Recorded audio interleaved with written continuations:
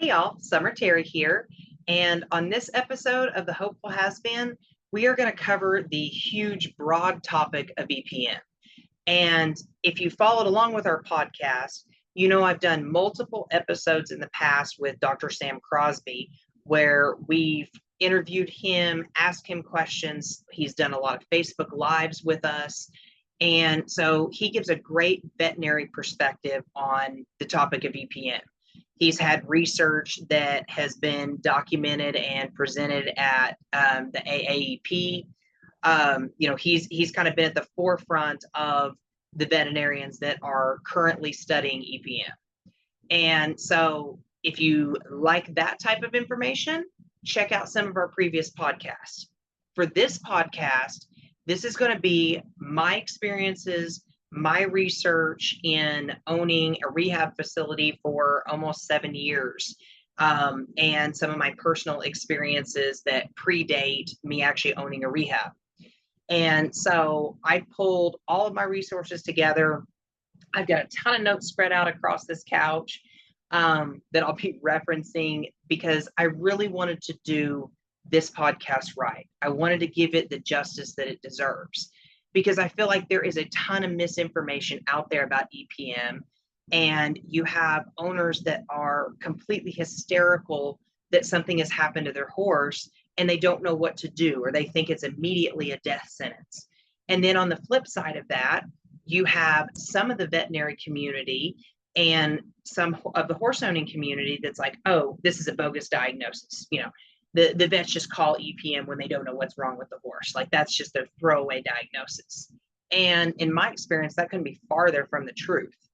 And some of those people that really want to get on a soapbox and say this just does not exist, I invite you, go hang out at a rehab facility that specializes in EPM rehabs, because you will find out very quickly how much it affects these horses' demeanor and their well-being. And if I can't make a believer out of you, I promise you a barn full of 10 or 12 EPM horses will. So that being said, I'm going to try to debunk some of the outrageous claims and things that I have experienced over the years. And I want to circle into the rehab part of it because I feel like that doesn't get covered enough. There's all kinds of information out there about treatments and, what to ask your vet and that type of thing. But what's the next step? Once we have our treatment, once we're working with our veterinarian, where do we go from there? And so I'm going to preface with, I'm not a vet. I'm not on here giving veterinary advice. I'm not on here giving diagnosis. I am just speaking about my experience, and I've had a lot of it. So to kind of step back and talk a little bit about my history, I'm a 19-year body worker. So that's kind of my background. Also have a bit of background in acupuncture on the human side and acupressure on the horse side. So I can kind of loop a little bit of Eastern medicine stuff into my practice. And I have found a lot of times that serves me very well, especially if Western medicine doesn't have the answers that I'm seeking. So when we had our rehab, we specialized in EPM horses.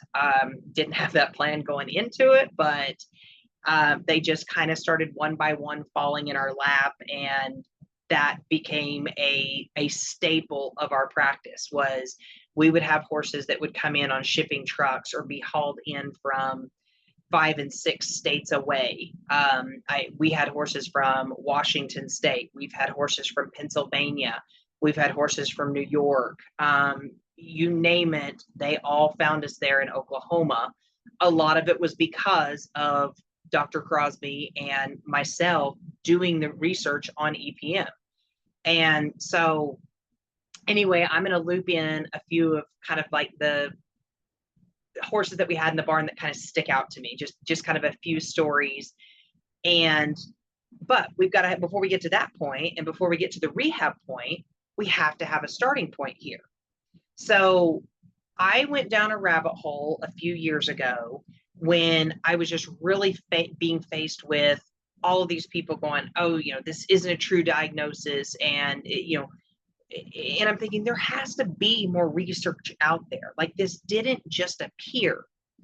And so I found a book called Understanding EPM, and I will tag all this stuff in the description of the podcast and the videos when we get done. So don't panic if you don't remember it. And this book was written, the first version of it was written in 1997. The second, I have a revised version of it that was revised in 2003, and basically they added more information. And it was so life altering for me to pick up this book and read it, because for me, I was like, wow, we're not imagining this. We're not making it up. We're certainly not crazy. They have been studying this for a long time. The EPM was first discovered in the 1960s. The first diagnostic test for sarcocystosis neurona, which is our neurologic strain, was in 1991. So again, this has been around for a hot minute. And so when the two strains that I'm going to talk about in this podcast primarily is going to be sarcocystosis neurona, which is what we call our neurologic strain. So when that protozoa invades the body, it finds the cells that are moving towards the spinal cord, and it embeds itself in the spinal cord cells. So it's characterized by that descriptive, the horse sits down like a dog and doesn't get back up. And when you do get to that point where they get down on you, that's usually kind of an end point. That is not a good situation. So we'd like to be able to catch it before we get to that point. And then the second strain that we're going to talk about is Sarcocystis fayeri. And the fayeri strain we refer to as our muscle strain. So when that protozoa invades the body, it embeds itself in the muscle cells, in the muscle tissue. And that is what Dr. Crosby kind of laughingly calls the ain't doing right disease. So these are the horses that are suffering in performance. Maybe their demeanor has changed. They have muscle atrophy, loss of top line, et cetera, et cetera. We're going to get into more of that later on. But when we're dealing with that strain, the bad thing about it is it can sit there dormant for a long time and the horse never exhibit any symptoms. But as soon as there's a stressor that activates it, if you will, now our horse gets symptomatic, and they can almost kind of go downhill on us even overnight, it seems like. And it doesn't mean they instantly contracted that protozoa. It just means that our immune system is now lowered enough that it's not able to keep that in a dormant state. So we have horses that maybe were exposed years prior, that maybe never even show any symptoms. And then you may have something as simple as, I bought this horse in North Dakota and I moved him to Texas, and I've had him 3 days and we have, boom, EPM flare.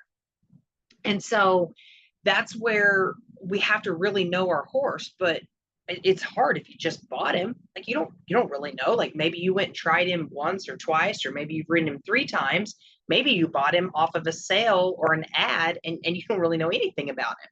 And so that's where it makes it extremely difficult if you don't have an eye to catch these symptoms and go, oh, yeah, that could be EPM. Oh, yeah, that looks like EPM. And, when we talk about seeing horses on the internet and things like that, that's one of the myths that a lot of times is pretty easily debunked, is when you develop an eye for what you're looking at, it's not hard. You can't unsee it. You can ask any of the graduates of my certification courses. Once I unlock your ability to see things like this, you can't unsee it. And you go, oh my goodness, yeah, that one probably needs treated. Yeah, this one probably needs treated. I would run some treatment through that one if I had it. And sometimes that's where it's hard, because the line gets blurred of everybody's throwing these opinions out there. So again, before we get into our symptoms, we're going to cover the history, because I want you to know where this started, how long we've been studying it, and the science behind it. So Sarcocystis fayeri, which is our muscle strain, was discovered in the 1970s at OSU in Oklahoma. Go Oklahoma State. This protozoa, again, embeds in the muscle tissue. And so those are the two. There's a lot of other variants of sarcocystis out there, huge amounts. They cover actually more than just these two in the Understanding EPM book.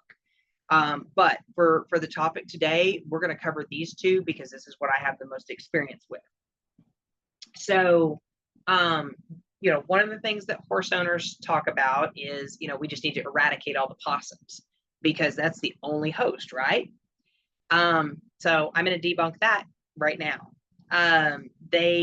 We originally thought that possums were our only host, but upon studying it further, in 2001, they broadened the list of intermediate hosts. It was expanded to include domestic cats, raccoons, skunks, armadillos, river otters, which I've never even seen in person, so I don't think we have those in the Oklahoma area. But so it's not just possums. When we're talking about Sarcocystis fayeri, it can also, because it's embedded in the muscle, anything that consumes the meat that has the protozoa in it can also become a host. So you see it in people in third world countries where they're eating horse meat and it's not properly cooked or their water is not sanitized. You will actually see Sarcocystis fayeri present in humans. And of course, when we get into the eating meat category, that also opens it up for our hosts to include everything from the domestic dog to coyotes to wolves, anything that scavenges and includes meat or eats meat can be included in that. So also to take that a step farther, what else do we know that eats meat? Any type of a scavenger type of bird. So we're talking our buzzards, geese, a lot of our birds that migrate that might stop and peck at the dead body of a possum laying on the side of the road. So the protozoa depends on the cells of the host animal to survive. So in other words, it can't survive outside of the host. And this protozoa is adapted to a predator-prey scavenger relationship. So that comes back into all right, we're in a high traffic area like Oklahoma where we have a lot of roadkill because we have a lot of scavenger type of animals. And then you have your migratory birds that come through there, peck at that meat, peck at the intestines, the entrails, all the things when we're eating roadkill, and then goes and poops in a hay pasture, poops in your water trough, et cetera, et cetera. Now we have the protozoa out there. So all of the people that want to eradicate every possum known to man, you're not going to solve the problem because there's more animals that are carrying this than just the possums. And this gets into, building the immune system of our horse because we can't put our horse in a glass box, right? We have to have these scavenge animal. If we didn't have these scavenger type of animals, we would have carcasses just piled up everywhere. And then that presents its own problem because you have disease and other things that comes in with a lot of dead animals everywhere. An ecosystem still has to continue to be an ecosystem. And so let's talk a little bit about how our protozoa reproduces. So the sexual reproduction of the protozoa occurs in the cells of the small intestine. So again, this isn't a bacteria. This is not a fungus. This is not anything else. It's a protozoa. And so it occurs in the lining of the small intestine. So the host eats food or water with contaminated droppings, and then the process begins again in the small intestine. So there's how it transmits from our host to our second host. And as we've mentioned before, the effects can hit really quickly or it can be dormant for years. And so let me kind of take you through the process of from the moment that horse ingests that protozoa to how it manifests in the body. So if you've ever heard the phrase where they talk about all disease starts in the gut, that's a huge holistic, you'll hear that quote quite a bit in most holistic practices. And, I align with that in most senses, because our gut is the whole job of our gut is to separate what's good for the body and kick out what's not, right? We've got two ways of getting rid of things. We can detox, as people, we're going to either detox when we eat the bad thing, it's either going to come right back up or it's got to go all the way through. And of course, our horses, we obviously know can't throw up, so it's got to go all the way through. Now, when we get into a little bit of Eastern medicine, we talk about the connection between the lung and the large intestine. Those are our partner meridians, our sister meridians, and they work together to form the immune system and to protect our body. And how do they do that? Again, the stuff that the body can't use, when things go into the small intestine and they get broken down and sent out into the body, what we don't use goes right through the large intestine and right on out the other end. But now let's think about it from a perspective of having a digestive upset, whether it be hindgut ulcers, whether it be leaky gut, whether it be thinning of the line of the intestines. Now we open that up for threats to penetrate into the body. And that's what happens with the EPM protozoa. So as soon as our horse ingests something that has come into contact with a host, with the feces of a host that has the protozoa, then it finds itself in the small intestine. So then you have the blood vessels in that cell lining. So if we have any sort of threat there, again, when we talk about what is leaky gut, it's micro tears in the lining of the small intestine that allow toxins and things to seep through in the body. And so when we have that, that allows the protozoa, before it actually manifests into protozoa, at that point, they are just like the sarcocystis cyst. They embed in the cell lining of the small intestine, and then they shed, which is multiplying, which is our asexual reproduction. Then it bursts through those micro tears in the small intestine and get out into the bloodstream. Then they multiply again. And if it's Sarcocystis neurona, now that protozoa attaches itself to the cells that are going to go to the spinal cord. If it's Sarcocystis feri, it attaches itself to the cells and migrates its way into the muscle tissue. And that's where, depending on which protozoa we're working with, and a lot of times you have elements of both. And so then it gets out into the body. So again, it can be dormant for a long time, a little time, or if we get enough concentration in that body, we can have the complete collapse of the immune system overnight. And so when we think about the first thing that we have to conquer is what caused the leaky gut. So this is where I do a lot of educating on social media, because when people get that EPM diagnosis, they go, oh, this is the end all be all. Like, this is it. I have found what's wrong with my horse. In my experience, and the science backs me up, in my experience, EPM is not a primary problem, because if we had a healthy gut lining, that protozoa gets kicked right on out the other end, because that's our body's job, is to protect us. So even though treating the EPM is important, I'm not going to act like it's not important. We have to figure out what caused the leaky gut. And so therefore, you categorize EPM as a secondary issue, not a root cause, not a primary issue. So as a rehab therapist, part of my job is to figure out, okay, what do we have that has caused that disturbance in the gut lining? Is it our diet? Is it environmental? Is it demand of competition? Is it an ill-fitting saddle? Is it poor hoof angles of the feet?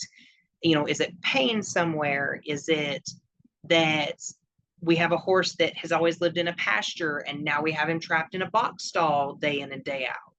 The possibilities there are endless, but we have to search for that root cause, because if not, we end up with reoccurrence. Second thing I'm going to debunk here. People call it relapse. I feel like we use relapse as a layman's term.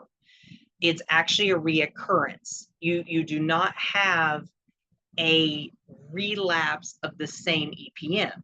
Now, if you live in an area where that horse is exposed to EPM, and they're probably exposed frequently, reoccurrence could be common if we don't get to the root cause of the issues. But again, I'm going to correct, and I try to correct this term a lot on social media. It is not a relapse, because a relapse would indicate that we never got rid of the symptoms.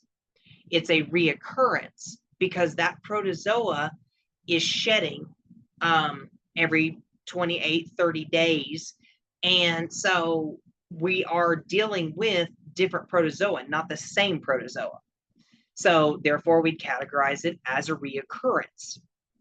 And if we don't find the root cause of it and eliminate that, we could have a horse that has a reoccurrence, 2, 3, 6 times a year. And we don't want to have to be treating that often. Plus, we're just advocating for the well-being of our horse. So another topic I want to bring up is a horse is a dead-end host for Sarcoidosis neurona. That's our neurologic strain. So once the protozoa exits the intestines, it can't be passed on. So now for Sarcoidosis feri, our muscle strain, it's not passed on through the feces, but circling back to if the meat's consumed, then yes, it absolutely can be passed on. But this debunks the rumor of horses transmitting it horse to horse, because you're not going to have a horse eating the meat of a dead horse. We'd like to hope that there's not a dead horse left laying in the paddock with your current horses, but either way, a horse is not going to consume that meat. And, again, it's not passed on in their feces. So therefore, when we have herds of horses that end up with it, maybe we have a herd of 6 horses and we're treating 4 or 5 of those horses. We have to look for the root cause. What are some common occurrences that we have within this herd? Is our pasture depleted? Is it our hay source? Because we're going to talk about hay in just a minute. Is it our feed, what we're feeding? Is it our exercise program or a lack of exercise program? Do we have some poor herd dynamics where there's a lot of fussing and fighting and running and everybody's stressed all the time? We have to figure out what that root cause is. So, that's where I have to have my customers or my clients run their own case study of, okay, what is going on within this herd that you have? Maybe it's not even a herd. Maybe it's 6 horses that are spending the bulk of their time in box stalls and they're not getting adequate movement, and that is causing digestive upset. Either way, we've got to figure out what is causing this common occurrence that is running through our herd, because it's not being transmitted horse to horse. Now, I've also had people ask, could it be transmitted in the womb from a mare to her baby? And I know Dr. Crosby's been asked this question, and he has not found any research to support that. But I also don't have the research to completely debunk that either. So that would be a great college question, somebody that is studying this. So now let's talk about hay. Again, if you've watched our podcast with Dr. Crosby, he talks about hay in the very first podcast that we did. And I'll summarize a really short story. He had a barn that he did veterinary work at very frequently, huge showing barn where these horses did not have a lot of turnout. They lived in box stalls. He had worked with this barn for several years, never had any EPM issues. Then the owner of the barn switched her hay source. So it's the only thing that changed. And her hay actually ended up coming from down where I grew up in Oklahoma. And we are most definitely a hot spot for it in that area, central Oklahoma. And Dr. Crosby kind of calls it his EPM triangle because it's such a hot spot there. And when she switched her hay source to that, suddenly they had over half of that barn on EPM treatment. And that was a light bulb moment for Dr. Crosby in his studying of, holy cow, this comes out of the hay, because this is the only thing we've changed is the hay. And now we have a whole barn full of issues. So we talked a little bit about, our host, but also we haven't gotten down to the teeny tiny host of it. So sporocysts, which later on become our protozoa, birds are attracted to seeds, bugs, things like that, right? So what also do we find crawling all over feces? Bugs and mites and flies and things like that. So when the birds eat these seeds, eat the bugs, anything out of the feces of a host animal like a possum or a raccoon, or even our domestic cat that is pooped out somewhere. And then there's how we migrate it from state to state, because our birds pick up stuff like that. And then in their migratory path, they stop in hay fields, and then they're pooping and transmitting protozoa and pooping in our water troughs. And, again, coming back to, we can't put our horse in a glass box, so we have to benefit our immune system. And so mites feed on the top layer of soil, but they migrate up the blades of grass during the day. And then who comes along and eats that grass? Horses. Or we have that grass that is cut down for hay. Now, a lot of times in the hay, when we have a hay business, we want to cut that hay as close to the ground as possible. That way we're getting the most out of our field, right? But a lot of times too, they end up baling up, whether it be feces from coyotes or, insert host animal here. Now we have it bundled up in that hay. And we also have the mites and the flies and things like that. So when we think about our fly control, our flies land on feces, and then of course maybe land on open grain, and they're carrying the sarcocyst, or they are carrying the sporocyst that will later on become that protozoa, and they're just dispensing it, everywhere that our horses are. And so I feel like that is why we see such a huge population of EPM horses in that central path through the United States. There's a map in the Understanding EPM group, or in Understanding EPM book, that they have charted areas. And again, this is from 2007. And like 3/4 of the United States is covered. All of South America is covered. And so, anytime we have birds going back and forth, they're just migrating that protozoa with them. And, then when I sit and think about the roadkill and the things like that we see on the roads that we don't even think about, we can see where we have that perfect storm in the Oklahoma, Texas, Kansas type of area. Not to say that it doesn't occur other places, because it absolutely does. but we have a huge targeted hotspot right here in the central United States. And so, when we talk about, like, we think about it very differently in Oklahoma and Texas. Like, if they show symptoms, that vet's like, hey, let's just treat. Let's just make sure that we don't have anything going on. Let's treat them. And so you also see most of your cases are going to be found in the spring and the summer. Why is that? Well, the weather's getting hot. We have more flies, more insects coming out, more roadkill. The grass is coming up. And so then we have the mites that are climbing up the grass. But here's another thing to keep in mind. Spring grass has more starch in it, more starch and sugar. The shorter the grass is, so as that grass is coming up, that's where you have the most sugar and starch in it.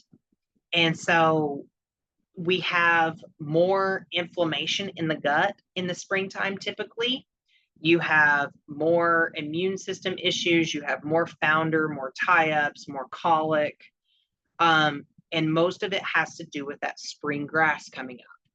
But we also have a return to performance, because there are people that absolutely haul year round. Whenever I rodeoed, there was no stopping point. We didn't have a season. In Oklahoma and Texas, there's somewhere you can go all the time. But there are a lot of people that turn their horses out for the winter time. And so if you're one of those that turns their horse out, and then you start gathering them back up, trying to get them in shape during the time when there's more starch in the grass than normal, we just have a lot more inflammation. And then, of course, in my practice, I see a lot of people that start back running in the springtime that don't actually have their horses as fit as they think that they do. And so then we have a lack of stabilizing muscle that plays into that fatigue and the lowering of the immune system. And so, again, spring and summer, that's going to be your hot spot for definitely increased risk of EPM. And of course, the studies have also shown that increased risk has been found in horses with racing or showing as a primary use. No brainer there. Our performance horses deal with tons of environmental stress, depleted immune systems, heavy travel, heavy work, steroids. So when we're talking about steroids, I'm talking steroid injections. So when we're doing our joint injections, if your vet is using a steroid, steroids are known to suppress the immune system. So we see a lot of EPM following routine injections because they're probably already exposed to the protozoa. But then as soon as we inject and that immune system gets suppressed, boom, we have that perfect storm for an EPM flare-up. And then, of course, digestive upset. There's a high occurrence of ulcers and hindgut issues in horses that are primarily used for performance. So, again, the thing is, if performance is our goal, then we just need to figure out how do we best adequately care for our horse. So moving on from, there's our little bit of history on it, and I recommend everybody, look up the Understanding EPM book. Now, that book is no longer in print. And when I stumbled across it and started ordering it, I have 4 or 5 issues of it just in case something were to happen to one of mine. When I first found it online, I started ordering it and it was like $8 on used book websites. Now it's up to like $20 or even a little bit higher than that because it's no longer in print. But that's a book that I started talking about on my TikToks. I started talking about it on my Facebook. Many of my graduates have that book. And to me, it was just life-changing to read. And, for the people that go, oh, is that information outdated? Some of it possibly is, but the history is valid. And there's a lot of amazing information in it. So now I want to break into talking a little bit about the symptoms. So again, we've talked about it being a secondary issue, and that's just a hill I'm going to die on. There may be people that want to argue with me of, oh no, it's a primary issue, it's a primary issue. And my rebuttal question is, oh, okay, well, there's no research that states that the protozoa tears the gut lining, that the leaky gut has to be there before the protozoa leaks out into the body. Otherwise, the protozoa just goes right on out the other end. So for the people that want to argue that fact, there would be my question. Okay, what caused the leaky gut? Whatever caused that is going to be your primary issue. So, common symptoms that we see. I'm going to kind of just run through some of these because you're going to be able to find these on most Google searches. And then I'm going to talk about some uncommon symptoms that we've seen. And then I'm going to talk about a few cases that we had in the rehab. So common symptoms: general weakness, gait imbalance, tripping, not knowing where their feet are, muscle atrophy, top line issues, spookiness, behavior change, being head shy, setting back, vision changes, facial paralysis, lip twist, lethargic behavior, muscle pain. Those are reoccurring symptoms that you will see commonly in most cases. And so that leads me into kind of my first story. So if you follow along on our social media, you hear me talk about my mare Glory all the time. And she was what we would call a frequent flyer. That's what we ended up naming them in the rehab. We'd say it's a frequent flyer for EPM. That means they may be in and out of this rehab till we figure out what the root cause is. The only thing we know to do is go to our vet, keep treating, and then keep searching for that root cause. So I raised Glory. I'm gonna start out with that. She's always had a little bit of a diminished immune system. For whatever reason, the year that she was born, her mother did not make colostrum. So we got to do the 911 rush to the neonate center. They did plasma on her. And so she's always been slightly bothered more than other horses. The heat bothers her a little more. Just things always bother her a little bit more. Like, she's the horse that you'd classify as a diva. Now, some of that's a little bit her personality. She has a pretty outspoken personality. She's really expressive, but there's times when I get aggravated at her personality and I have to remind myself, okay, maybe there's something deeper that I haven't quite figured out yet.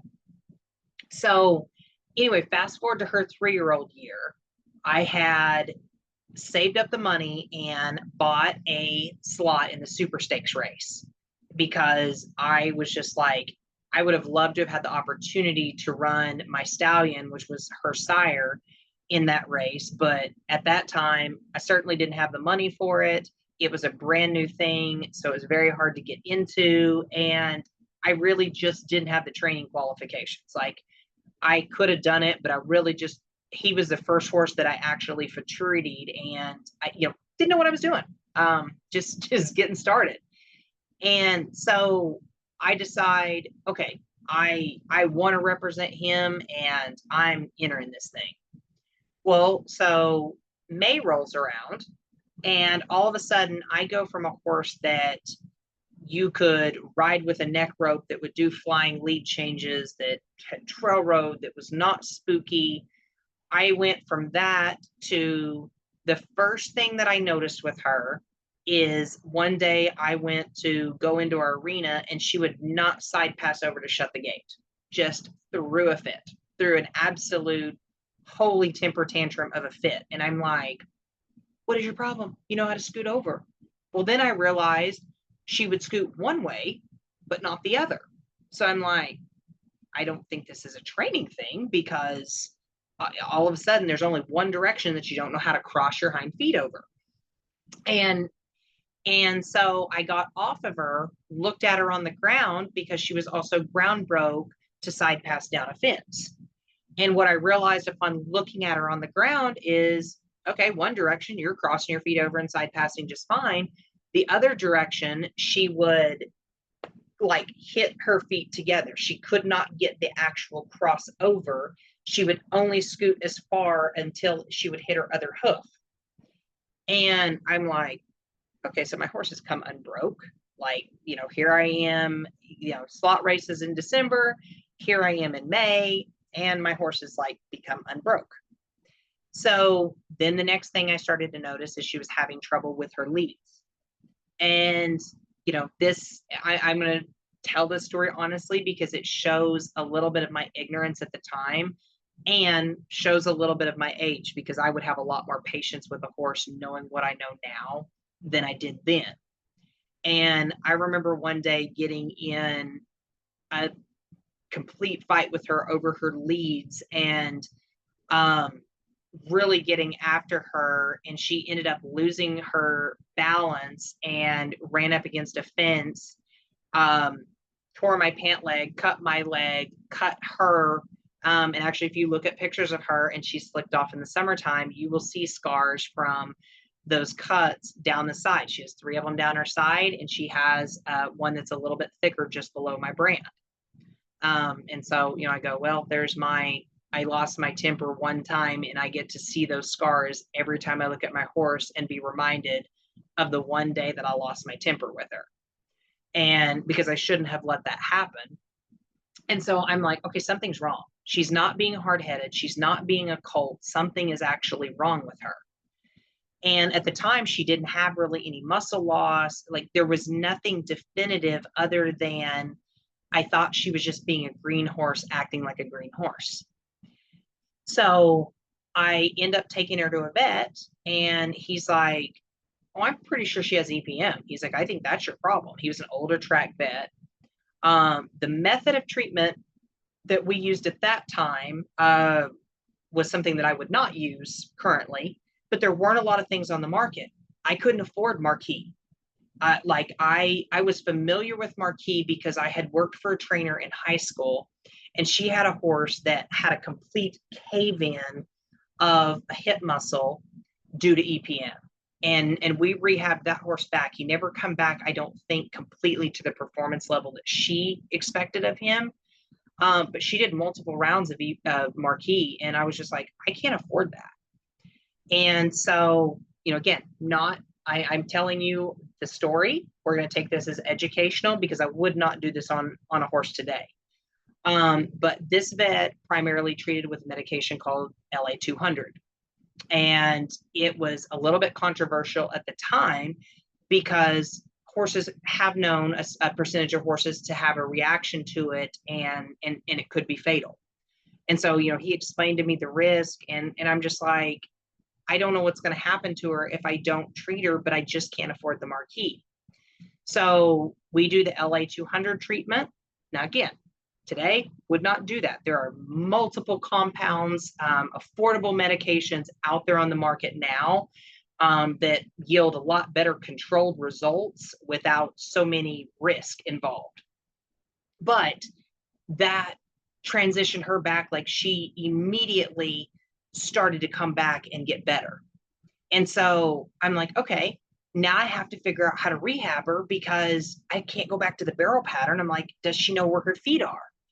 And so I spent the next 3 months just trial and erroring things like riding her over tarps, riding her, because I would notice that anytime the terrain would change, she couldn't adapt to it. So if I would ride her from the grass and then go onto the concrete, the clinking of her hooves would almost kind of spook her. And she was just like, oh, I don't know where my feet are. And then she would go, oh, I'm on concrete. Okay, I think I'm okay. But she would walk almost like she's walking on eggshells. Like, she didn't know if it was slick or not under her feet. Kind of like how you'd walk across concrete if you're not sure whether or not black ice is present. And so I did about 3 months of just going and riding my horse. I rode her over logs and through the timber. And at the time I flooded, I was familiar with working in underwater treadmills because we'd had a stifle surgery horse that we had rehabbed that way. But I wanted to do as much of hers as I could on my own. And so my grandpa let me flood a terrace in one of our pastures with water where it could be about knee deep. And so I could lunge her up and down the terrace and through the water and then down the terrace and then up again and through the water, or I could ride straight through it. And so, a lot of that was, improving proprioception, which at the time I had no idea what proprioception was. It was just, I have to know that she knows where her feet are before I'm willing to risk running barrels with her. And so, fast forward a little bit, we get a good baseline there. And then I sent her to a place that had an underground treadmill.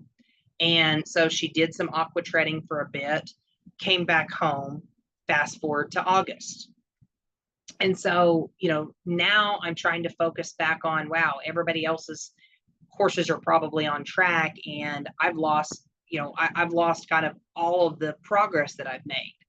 And of course, I'm getting calls daily from people wanting to buy my spot, wanting this gone, because I started kind of telling a little bit of that process on social media, not knowing that later on it would lead to the career and what I'm doing now. I was just sharing her story. And so anyway, everybody kept wanting to buy my spot. And I'm like, nope, I'm staying the course. I'm going to have faith in my horse. And I'm just going to stay the course. So kept working with her. It was October before I took her back to the pattern. And, we start progressing along. She starts clocking pretty decent in exhibitions. And I'm like, okay, maybe we're going to be able to pull this off. So we get to December. And so everything that we have in Oklahoma, I hauled to Nebraska, I hauled into Missouri. All of the barns that we were running in at that time were very dark, shadowy, trappy kind of pens. And she had adjusted to the shadows just fine. And I'm like, okay, we got this. And so we continue on, and I'm just exhibitioning. And what I didn't realize when I got to Oklahoma City to the Super Stakes, I didn't get there in time to take my exhibition. We had something go completely haywire, and I didn't get there in time to take my exhibition, which, fatal thing. But I was sitting there thinking, like, okay, I've hauled her a lot. Like, what we got's what we got. Like, I'm just happy that we made it here. And what I didn't think about was how the lingering effects of EPM affect the cranial nerves. So I go in to make my run, and she hits the bright lights of that Coliseum. And I just see her starting, her head just starts to go up, and her eyes are just getting wider and wider. And I'm like, oh, we might be in trouble. Like, this may not be going to go the way that I want it to go. She makes a great first barrel, and then running across into that solid wall, I think that she just couldn't figure out the depth of it, which is a common occurrence for a lot of young horses going in that pin. Oklahoma City is notorious for that. If you've not run your horse up against a wall, Oklahoma City will get you. It'll eat your lunch. And so she makes this stutter step, sees the barrel, turns, and takes a bad step on her right hind. We end up finding out later on she had a lateral glute tear. And I also think that's probably where what would become our fibrotic myopathy occurred. I think I did not quite have her as strong as I thought that I did. Just, looking back, I probably could have done a lot more strengthening with her than what I did. Or I got away from my foundational stuff when I went back to the barrel pattern, which is a common occurrence. So anyway, we end up finishing, I don't know, 25th, 26th, something like that, out of the 40 head. I, disappointed, would have loved to be the Cinderella comeback story. Absolutely. But I was proud of where we were in that moment. Now, fast forward, we continue to have issues. She is still not great at running into bright lights. I have to ride really, really hard if she has to run into bright lights. And so that's just one of the things that affects her cranial nerves. Now, I ended up, over her career, she's had a long, inconsistent career, and I've had to retreat her for EPM multiple times. And one of my key things with her when she gets symptomatic is she gets head shy. So if I go to throw my halter on and I flip that halter over the top of her head and she does the slightest little jerk, I better go get treatment. It's time to retreat her again. Now, working through all of these layers, and working through, hoof issues with her, we worked through multiple things. She's 13 now. So over a 10-year career, we finally found an old OCD that got missed in the left stifle. So there is our root cause, because we've, had trouble with her right hind continually. And we thought that we had x-rayed that left hind at one point, and then going back through the records, we did not. So I've been able to maintain her. She actually has not been, I do some routine treatment and things with her, but as far as symptomatic, she hasn't been symptomatic in a long time. But I stay really on top of it. I stay really on top of her immune system. And, that was my eye-opening thing to how horses' demeanor can change, like how quickly they can actually change when something's going on. And so, there was my kind of first experience with it. And so now I want to kind of jump in and I want to tell a story about a mounted shooting horse that we had in our rehab. He's a mounted shooting horse, so obviously used to noises, right? So he comes in neurologic. And I guess I should back up to say, with Glory, we suspected more of the muscle strain there. Now, at the time, we were just treating it because we didn't know that there was more than one strain that existed. But she never really lost top line. She lost functionality, but not so much the top line or muscle mass. She continued to stay looking the part, which sometimes when you have those horses that still look the part, it's hard to realize that they don't have the fitness that they need to have. So moving on to our mounted shooting horse, I have multiple videos of him on our Facebook where he came in very neurologic, actually had a lip twist, had the right side of his nose was contracted, and we had some paralysis in the muzzle, a lot of cranial issues, delayed blinking, just overall not good awareness. But the two key things that I want to talk about with him, I actually have a video on my Facebook page of me starting him on the TheraPlate. We would have to watch when we would put him on the TheraPlate, because the second that he would relax on there, we were using our TheraPlate to improve that proprioception, to improve the stabilizing muscle, work on balance. But the second that he would relax and almost go into a parasympathetic state, he would topple off the side of the TheraPlate. And so, one, dangerous for him. Two, extremely dangerous for my staff, because you don't want the leaning tower of horse falling off the TheraPlate and landing on somebody if he doesn't catch his balance when he comes off the side of it. He's also a big factor in why we took our TheraPlate out of the stock. I like my TheraPlate sitting out, where if the horses want to step off of it and have a break, they can do that. If they want to stay on there, they can also do that. I don't like forcing them into feeling like they're trapped on a vibration plate. But anyway, so we would have to kind of keep him stimulated and keep him awake while he was on there, so he didn't have a wreck with it. Another interesting thing with him was, he was a great horse, had a lot of handling, no problems in demeanor. But when we would go to bathe him and wash him, when you would run water over the right side of his hip, he would freak out like he's never been washed before. And the best that we could figure out was it was a sensory issue. As that water was running over his butt, he just couldn't handle it. And he's just like, I don't even know what this is. Like, I'm just going to bolt out of here. So in the 90 days that we had him, as we started to see that improving, we knew that we were starting to improve the sensory function. I also have a video that one night we had finished up for the evening and we had a big rainstorm come in. And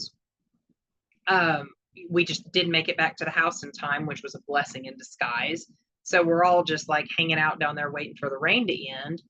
And the sound of the raindrops on our barn tin, which maybe there, I can't remember if there was a little bit of hail mixed in. It was a hard rain. He started completely panicking, like reared up and was spinning around in the stall. And I was like, oh my gosh, he's going to flip over and get cast. And he is not going to lay there for me to pull him off the wall. And I'm like, I've got to get him out of the stall. So I go in there and I'm just trying to talk to him. And he almost looks like he's getting electrocuted. That's the only way I know how to describe it. Like he's just jerking up in the air and he's just spinning around and his head is up, so he almost can't even see me because he's got his head too high. And I'm trying to just talk to him and just bring him down, bring him down, bring him down. And I finally get a hand on him, and so bring him out in the aisle and I start just working on his face, start working on the cranial nerves. And we end up videoing that, and that video is on our Facebook as well, where I wish we would have videoed if I didn't think we were all going to die trying to get him out of the stall. That would have been a great educational moment. And so, that was an eye-opening experience for us when we're talking about, a horse being a flight animal, and when those sensory nerves get scrambled and the brain's not getting good feedback and can't articulate, oh, it's just rain. I've heard rain 1,000 times in my lifetime. These horses can become really, really dangerous. And so there's also a video of a before and after video of Jordan working him whenever Jordan first started with me. This was either during when she came for the training course, or it was when she was an intern. I can't remember. I think she tells about this story in our podcast together, actually, where I had her working him over corrective exercise, and like we were taking him over a PVC ground pole because he wasn't really able to do the cavalettes yet. And it's like he gets confused at where his feet are. So then he just kind of explodes and starts bucking, and it's like chaos, and she has to bring him back in. And, to make a long story short, there was a ton of rehab that happened with my staff. There was amazing learning moments with that horse. Oh, another thing with him, he was one that had the abnormal swelling of the tongue.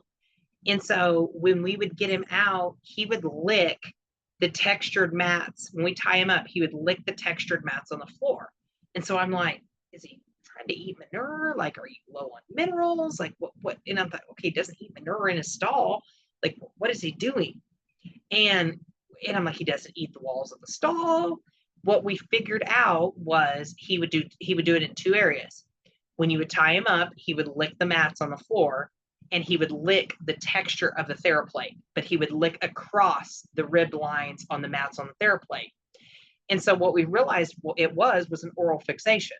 It's like, okay, in the same way that if you have numbness, like, you go to the dentist and you have a spot that's numb in your mouth, you're going to play with it with your tongue. Like, you can't not. Like, it's the most childish thing ever, but everybody does it. And that was what we noticed with him. It's like, oh, this is exactly what he's doing. He's just, licking these mats. And so that was an amazing rehab, like to watch that horse go from where he was at and, to have to walk on the dry treadmill belt because we couldn't even add water because he didn't have enough balance, to being able to tread him, to being able to turn him back over to the owner, to being able to Jordan not even be able to get him through the corrective exercises on day one, to having him loping through them before he went back home.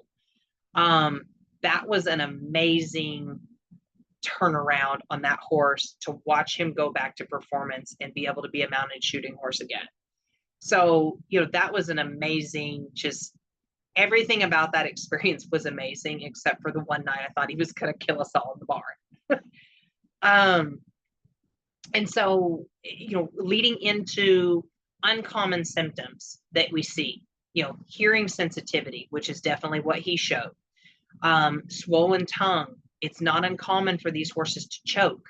A lot of times I would get EPM horses in, and, again, if your tongue is big and thick and you're not making enough saliva to get the food to go down, choking is a bigger risk there.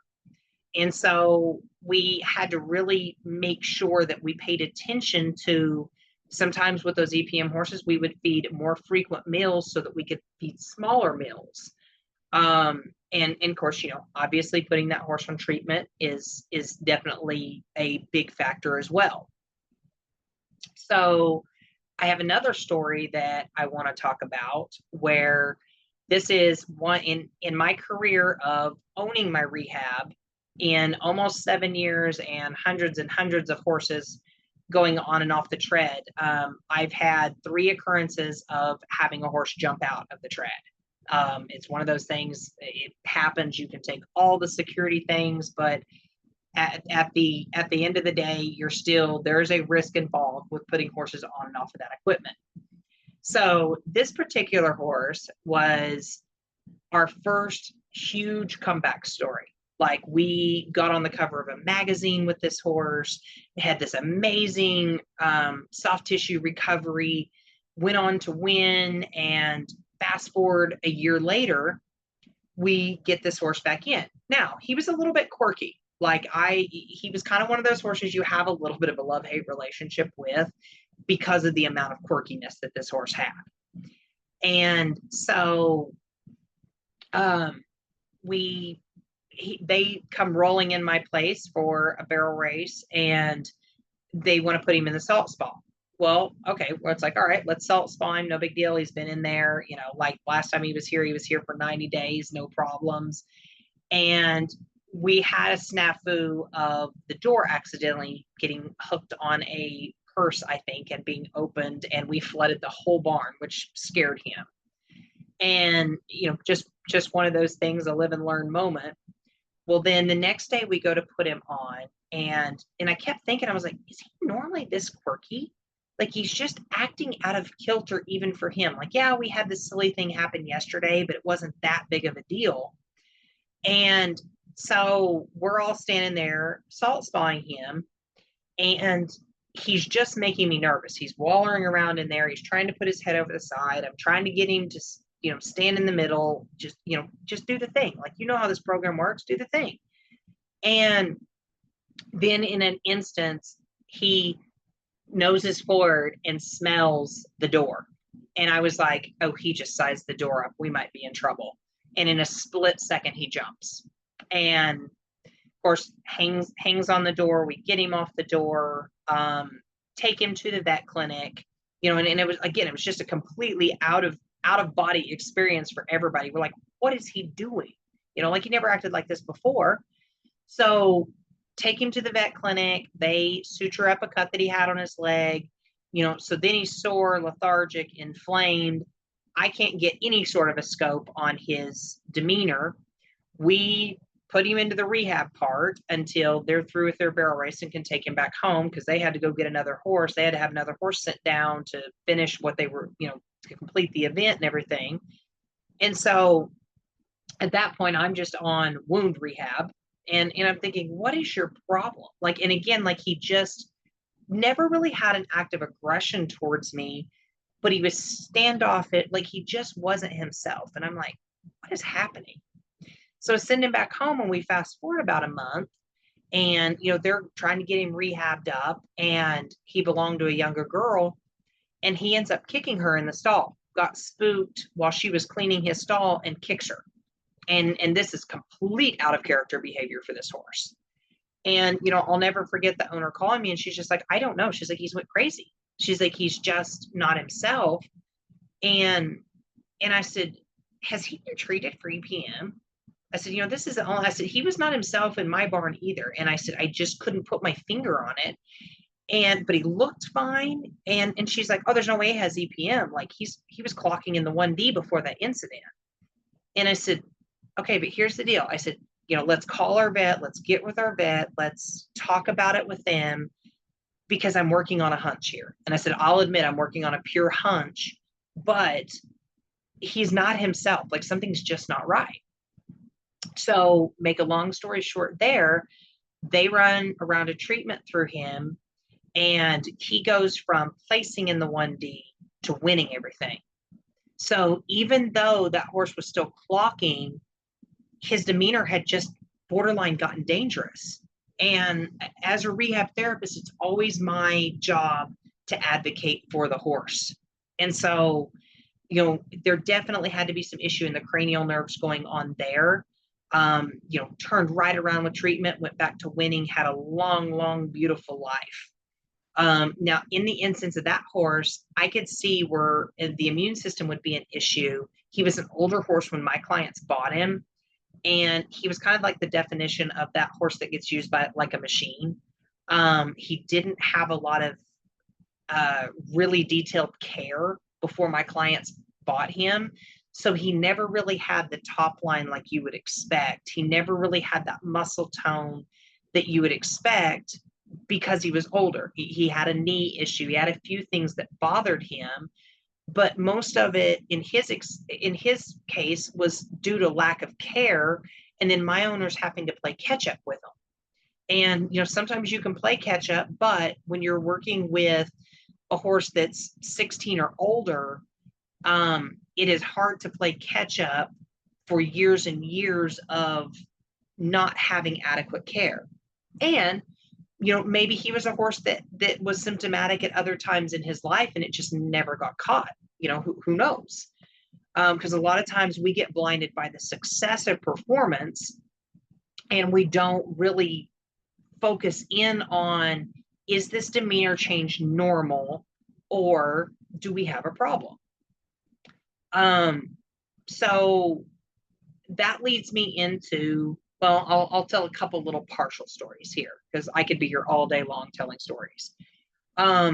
We had a rodeo horse come in that Carson was very familiar with, knew the girl, knew the horse. When we talk about how much the body can change, Carson walked by this horse in a paddock, and she's like, "Oh, when's so-and-so's horse getting here?" She's like, "I can't wait to work with this horse." Like, she's coming in with, and this was a referral from Carson, I believe, of, knowing this horse was coming in on EPM meds. This horse had a colic episode that led to I think a week-long stay. They didn't have to do surgery, but led to like a week-long stay at a vet clinic. And the weight just fell off of this horse, like complete collapse of the immune system, complete collapse of the entire individual. And Carson had walked right past this horse in a paddock, and the horse was unrecognizable. And I said, "Well, the horse is right out there in the paddock." I said, "You walked right by her." And Carson turns around and looks out there, and she said, "That's not that horse." She said, "I've rodeoed against that horse. I know what that horse looks like. That's not the same horse." And I said, "Well, that's the one the owner dropped off."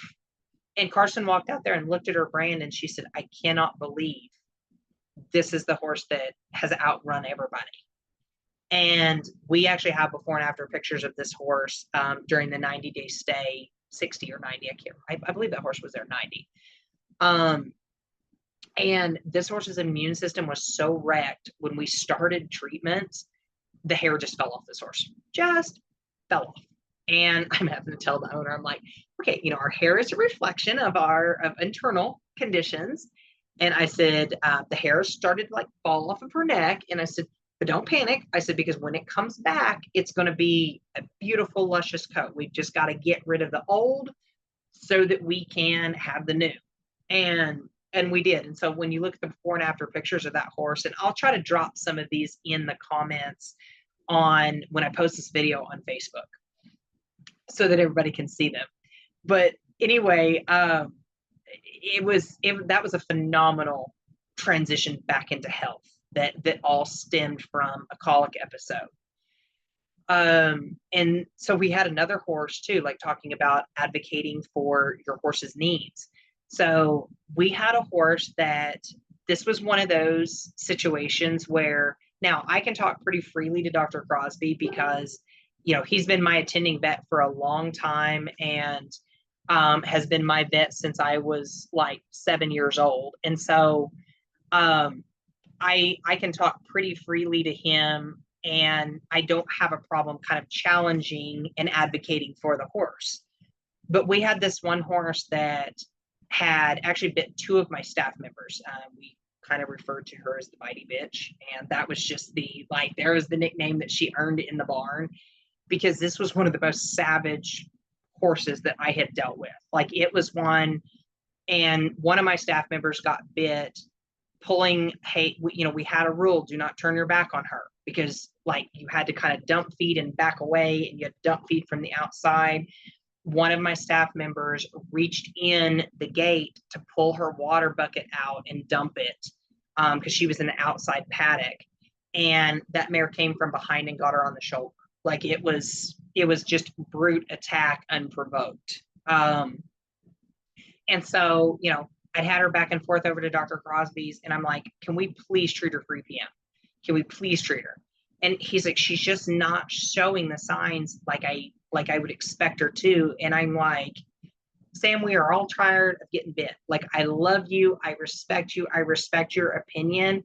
But I like owners willing to pay for meds, and we are all tired of getting bit. Like, this horse is dangerous. And he's like, okay, let's see if it changes her.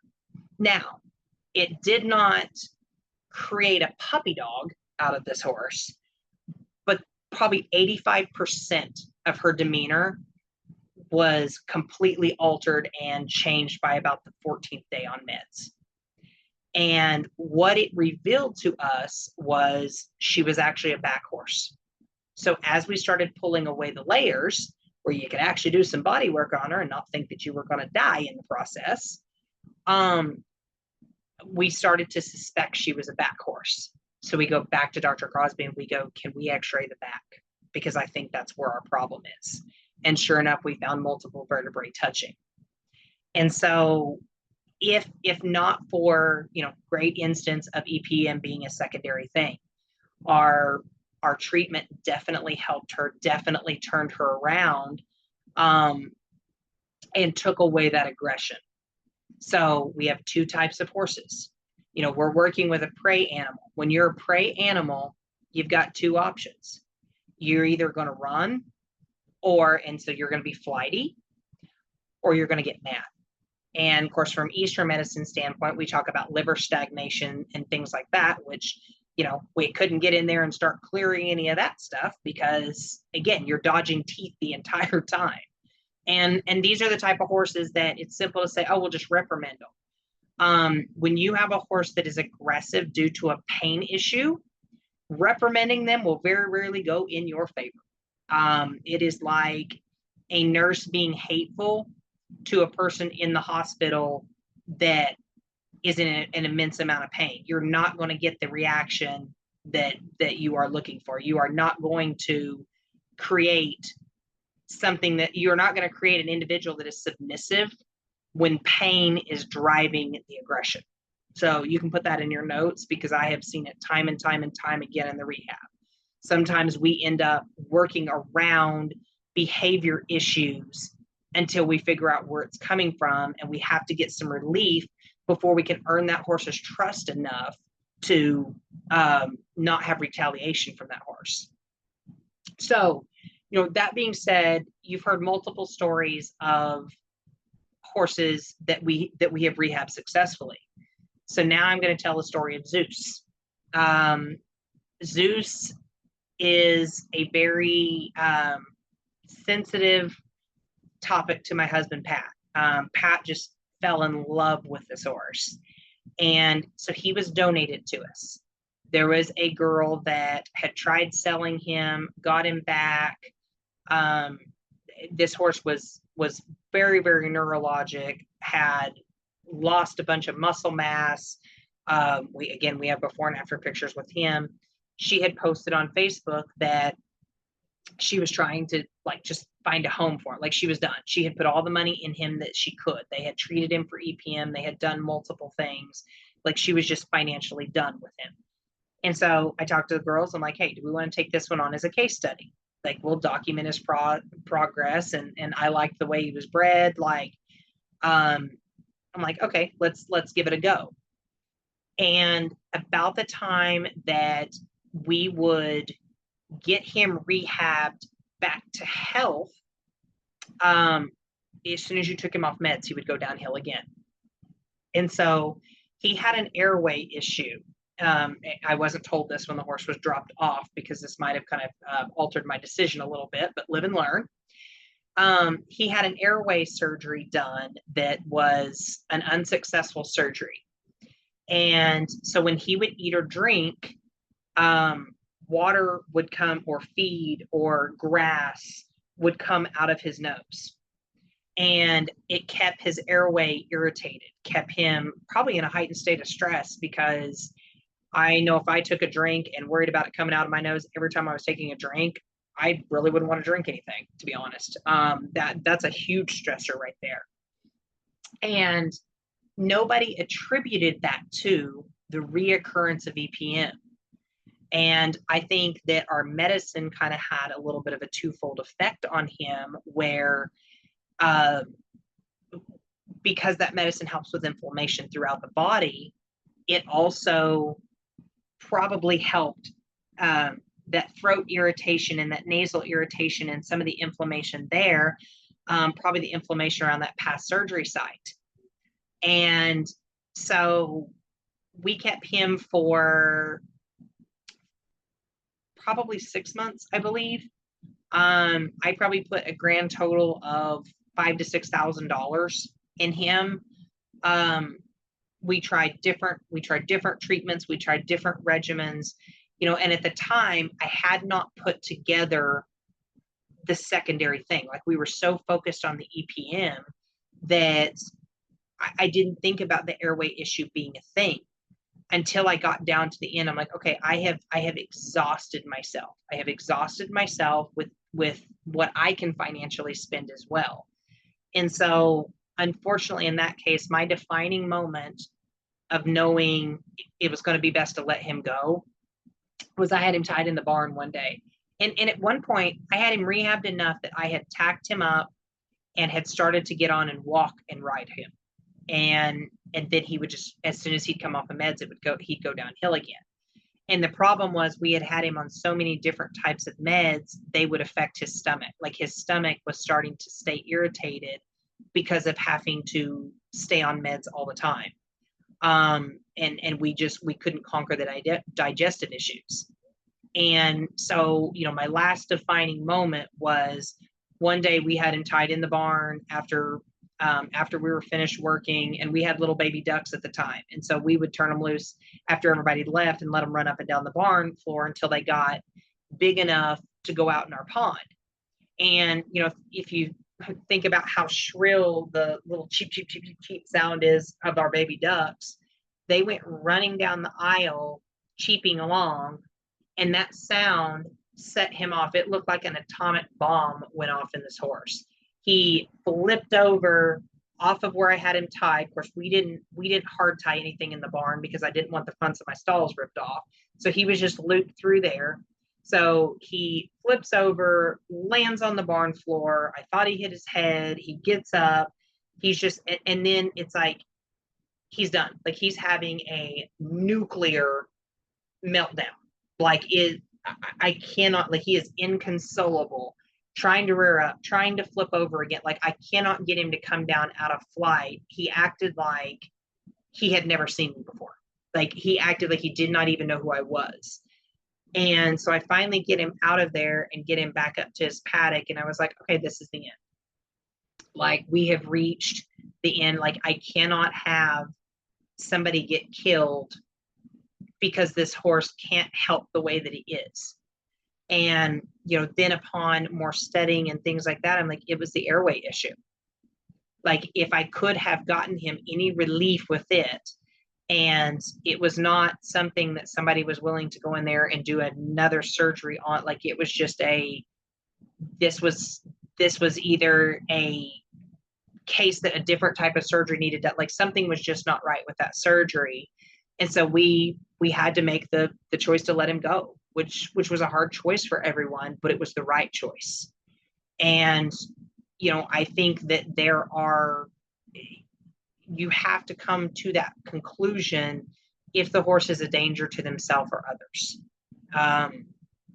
Most of the horses that came through our place, we were able to rehab. Like, we've worked with, cranial nerve issues where we've had horses that had an eye that constantly teared, or delayed blinking, or, hooded eyes where their eyes were just swollen all the time, which, takes away their peripheral vision.